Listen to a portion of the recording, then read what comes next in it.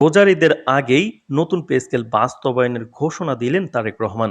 তো দর্শক, নবম পে স্কেলের আজকের সবচেয়ে গুরুত্বপূর্ণ নিউজটি শেষ পর্যন্ত দেখুন এবং নবম পে স্কেল বাস্তবায়ন সংক্রান্ত সকল নিউজ পেতে চ্যানেলটি সাবস্ক্রাইব করে রাখুন। সংবাদ সম্মেলনে তারেক রহমান নতুন সরকারি পে স্কেল বাস্তবায়নের ঘোষণা দিয়েছেন। তিনি বলেন, আমাদের সরকার শপথ গ্রহণের সঙ্গে সঙ্গে সরকারি কর্মচারীদের জন্য একটি ন্যায্য ও আধুনিক পে স্কেল কার্যকর করা হবে। এটি শুধু বেতন বাড়ানোর একটি উদ্যোগ নয়, বরং সরকারি খাতে স্বচ্ছতা, দক্ষতা এবং ন্যায্যতা প্রতিষ্ঠার একটি গুরুত্বপূর্ণ পদক্ষেপ। তারেক রহমান বলেন, বর্তমান পে স্কেল বহু বছর ধরে অপরিবর্তিত থাকায় তা কর্মচারীদের শ্রম ও যোগ্যতার সঙ্গে সামঞ্জস্যতা হারিয়েছে। সরকারি কর্মচারীরা আজকের বাজার মূল্যের সঙ্গে তুলনা করলে তাদের বেতন কাঠামো অনেক পিছিয়ে। নতুন পে স্কেল বাস্তবায়নের মাধ্যমে সেই বৈষম্য দূর করা হবে।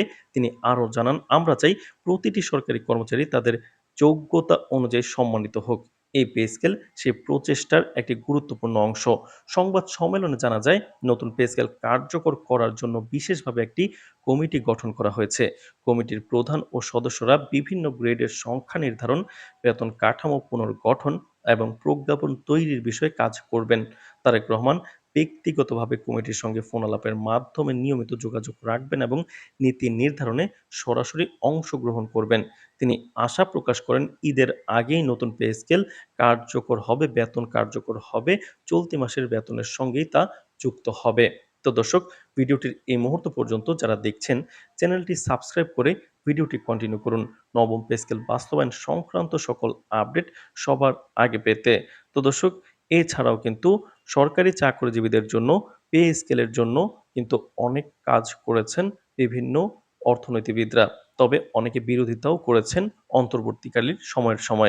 অন্তর্বর্তীকালীন সরকারের আমলে। তো দর্শক, রাজনৈতিক বিশ্লেষকরা মনে করছেন, নতুন পে স্কেল বাস্তবায়ন সরকারের জনপ্রিয়তা বৃদ্ধির পাশাপাশি সরকারি খাতে দক্ষতা, ন্যায্যতা ও স্বচ্ছতা নিশ্চিত করার একটি গুরুত্বপূর্ণ পদক্ষেপ। বিশেষ করে রোজার ঈদের আগে এই ঘোষণার মাধ্যমে সাধারণ কর্মচারীদের মধ্যে ইতিবাচক প্রতিক্রিয়া সৃষ্টি হওয়ার সম্ভাবনা রয়েছে।